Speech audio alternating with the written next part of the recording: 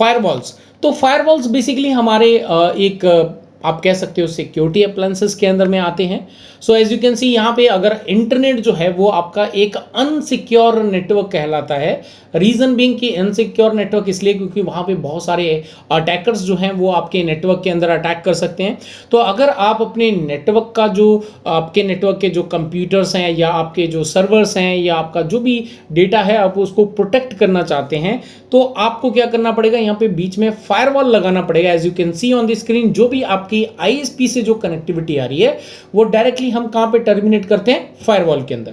Firewall के अंदर हम फिर कुछ पॉलिसीज इंप्लीमेंट करते हैं और उन पॉलिसीज के बेस के ऊपर में ये फायरवॉल को जो भी उसके पास में आउटसाइड नेटवर्क से यानी कि इंटरनेट से जितना डेटा ट्रैफिक आ रहा है ये उसको इंस्पेक्ट करता है, उसको हमारी पॉलिसीज के साथ में मैच करके देखता है। मैच करने के बाद जो है ये डेटा को आगे जो अलाउड किया है उसको अलाउ करता है और जो हमने डिनाई किया है ये उसको डिनाई कर देता है। टाइप्स ऑफ फायरवॉल की बात करें तो हमारे पास 3 तरह के फायरवॉल्स अवेलेबल हैं। पैकेट, यहाँ पे पैकेट फिल्टर यानी कि जितने भी पैकेट्स उसके पास में आ रहे हैं हर पैकेट को फिल्टर करना है तो हम यहाँ पे पैकेट फिल्टर फायरवॉल्स का भी इस्तेमाल कर सकते हैं। स्टेटफुल फायरवॉल्स बेसिकली उन फायरवॉल्स को बोला जाता है जहाँ पे पूरे जितना भी आपका लोकल एरिया नेटवर्क से जो डेटा ट्रैफिक आउटसाइड नेटवर्क जा रहा है तो वो उसको क्या करता है, उसको पूरा डीप इंस्पेक्ट करता है और उसको नोट करके रखता है कि वो क्या एक्सपेक्ट कर रहा है। तो जब उसका रिप्लाई आउटसाइड से वापस आता है तो ये उसको जो है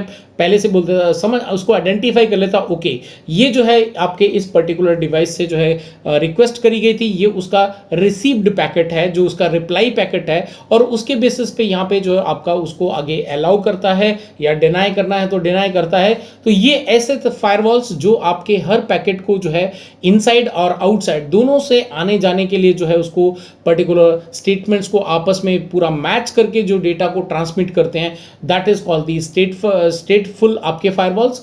then there is a next generation firewalls.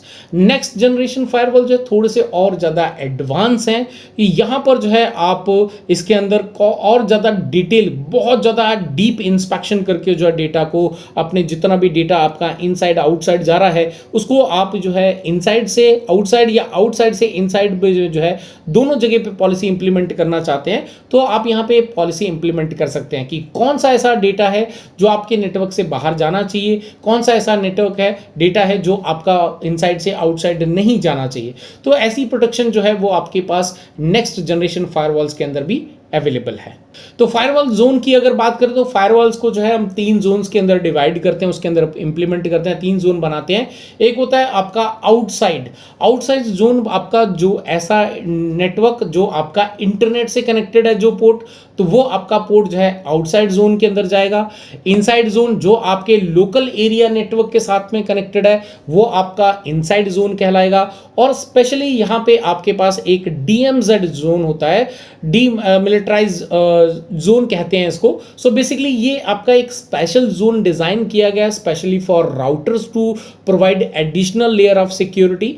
तो यहाँ पे जो है DMZ जोन के अंदर हम लोग जो है सर्वर्स को रखते हैं ताकि जो है वो आपके लोकल एरिया नेटवर्क में भी अगर कोई अटैक हो गया तो उससे भी बच जाएं और आउटसाइड से जो डेटा आ रहा है उसके साथ में भी यहाँ पे एडिशनल प्रोटेक्शन जो है उसको मिल सके। तो ये 3 लेयर्स के अंदर जो है फायरवॉल्स का हम जो डिजाइनिंग है वो करते हैं।